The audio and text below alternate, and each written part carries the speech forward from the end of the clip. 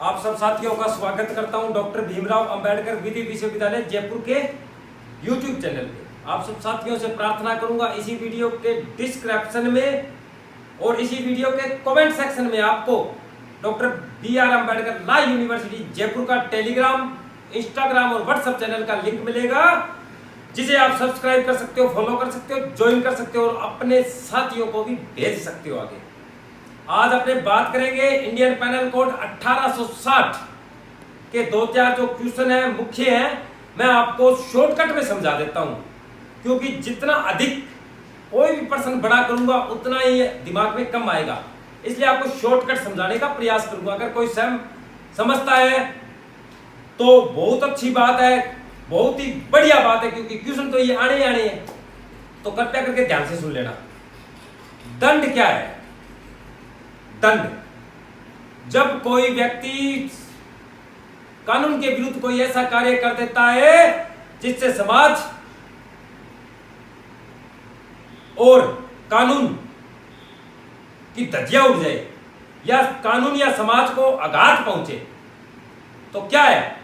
वह अपराध है और उस अपराध के लिए दंड का निर्धारण किया गया है, जो व्यक्ति को दिया जाता है, जिसकी उम्र नहीं देखी जाती। ऐसा नहीं है कि 90 साल का है तो कानून के विरुद्ध या समाज के विरुद्ध अपराध कर दिया और उसे माफ कर देंगे, नहीं। विधि में कभी भी माफी नहीं है, कानून में केवल दंड है और माफी शब्द ही नहीं है। तो आप सब साथियों को बताऊंगा दंड क्या है। दंड 5 प्रकार के होते हैं। नंबर 1 शुरू में ले लेते हैं, आजीवन कारावास, मृत्युदंड, संपत्ति का संपहरण और जुर्माना। कारावास क्या है? कारावास 3 प्रकार के होते हैं, कठोर और साधारण और एकांत कारावास, कठोर कारावास, साधारण कारावास। एकांत कारावास 3 माह का हो सकता है, अधिक से अधिक, जिसे यानी कि एकांत कारावास कहते हैं। ये किसे कहते हैं ये भी बताता हूं। एकांत कारावास यानी कि मैंने कोई अपराध किया, मैं मान लो गंगानगर जेल में था या जयपुर जेल में था, तो वहां सभी बंदियों के बीच में नहीं था, मैं कहां था? मुझे अकेले एक अलग कमरे में रखा जाता था। एकांत कारावास वो होता है। कठोर कारावास क्या होता है? मैंने अपराध किया, जब मुझे जेल भेजा गया तो कठोर कारावास में क्या काम करवाया जाता है, जैसे चक्की पीसना, झाड़ू निकलवाना, रोटियां बेलनी, यानी कि काम करवाया जाता है।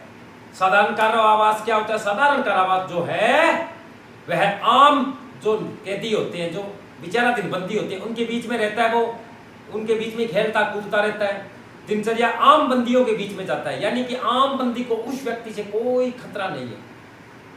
अब ये तो हो गया कारावास का कारावास के यानी कि दो आगे कारावास में क्या है? 3 कारावास है, कठोर, साधारण और एकांत। अब बात करेंगे मृत्युदंड। मृत्युदंड राजद्रोह में भी है, देशद्रोह में भी है, बलात्कार में भी है, हत्या में भी है। बलात्कार में भी फांसी का प्रावधान है, एसिड अटैक में भी फांसी का प्रावधान। फांसी का प्रावधान जो होता है उसे मृत्युदंड कहा जाता है, जहां पे मुलजिम को, अपराधी को मृत्यु दी जाती है, मौत दी जाती है, फांसी के तहत दी जाती है, वो मृत्युदंड हो गया।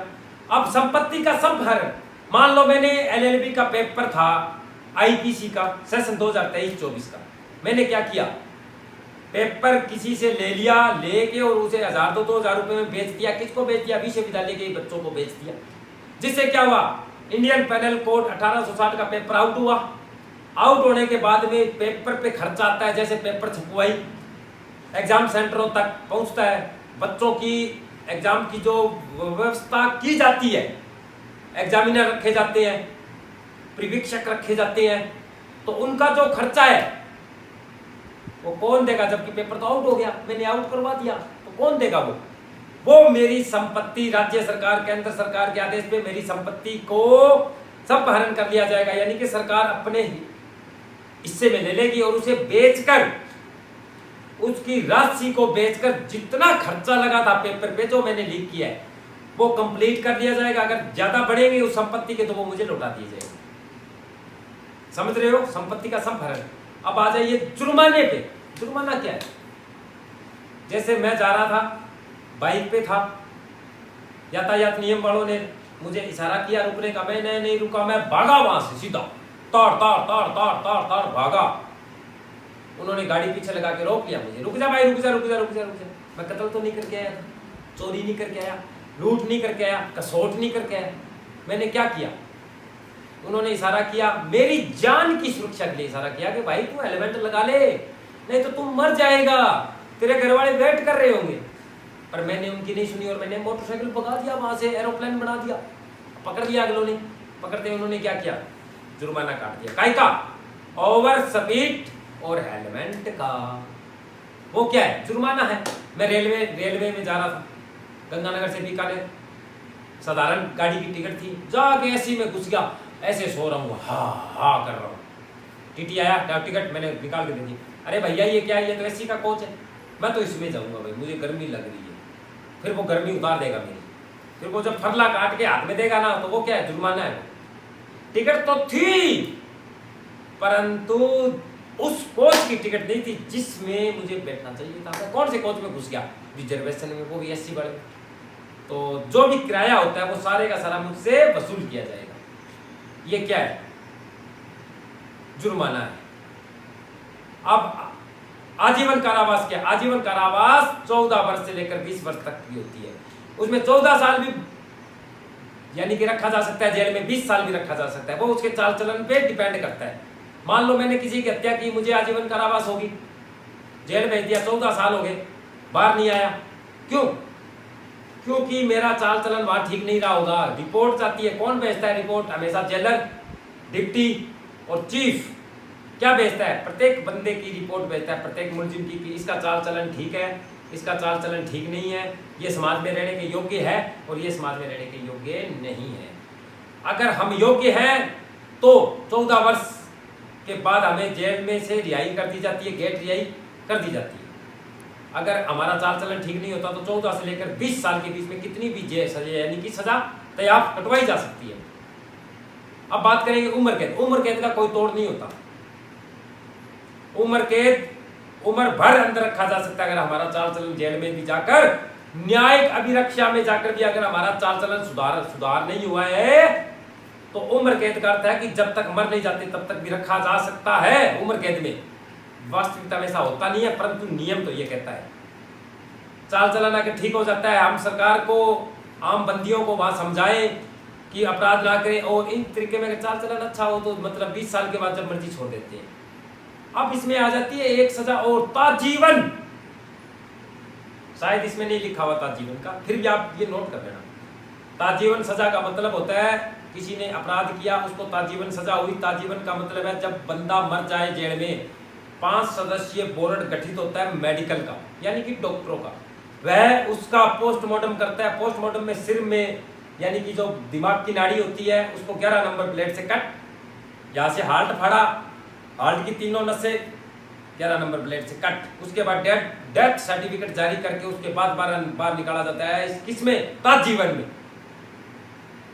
हो सकता है, उम्मीद करता हूं कि आप ये समझ गए होंगे। जैसे कारावास, आजीवन कारावास, मृत्युदंड, संपत्ति का संपहरण, ताजीवन, जुर्माना, 6।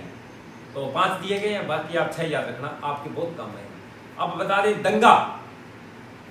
दंगा और बलवा, इसका छोटा सा उदाहरण दे दूं, उसके हिसाब से आप अपने आप ही सोच लेना, कोई बड़ी बात नहीं। बलवा विधि के विरुद्ध ऐसा जवाब जिसका केवल उद्देश्य हिंसा करना हो, संपत्ति को नुकसान पहुंचाना हो, वो क्या है? बलवा है। दंगा क्या है? ऐसा विधि के विरुद्ध ऐसा जवाब 5 या 5 से अधिक व्यक्ति, दोनों में है दंगा और बलवा में।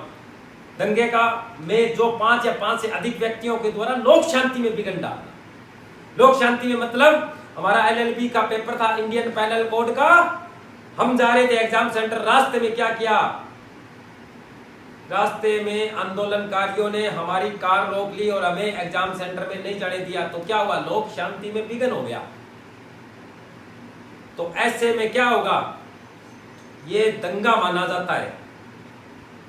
सब साथियों को हो सकता है समझ में आ गया हो। बलवा यानी कि केवल जिसका उद्देश्य ऐसा विधि के विरुद्ध जवाब जिसका उद्देश्य केवल बल और हिंसा फैलाना हो, जबकि दंगा विधि के विरुद्ध 5 या 5 से अधिक ऐसे व्यक्तियों के द्वारा जिसका उद्देश्य केवल मात्र लोक शांति में विघ्न डालना हो, तो दंगा कहलाता है। आशा और उम्मीद करता हूँ कि आप समझ गए होंगे। अगर नहीं समझे हो तो वीडियो को 1-2 बार सुनोगे तो बिल्कुल आपको समझ में आ जाएगा। शॉर्टकट में समझा रहा हूँ ताकि आपके दिमाग में प्रश्न आ जाए एक बार तो आप लिख सकते हो, कोई बड़ी बात नहीं है। ऐसे ही मज़ेदार वीडियो आज शाम को फर्स्ट ईयर और फाइनल ईयर के आएंगे, तो आप सब साथियों से प्रार्थना करूंगा इस YouTube चैनल को सब्सक्राइब करके अपने साथियों को भी शेयर करना, ताकि वह भी ऐसे क्वेश्चन का फायदा ले सके, अपना ज्ञान बढ़ा सके। तो सब साथियों से विदा लेता हूँ, मिलेंगे नेक्स्ट वीडियो में। जय हिंद।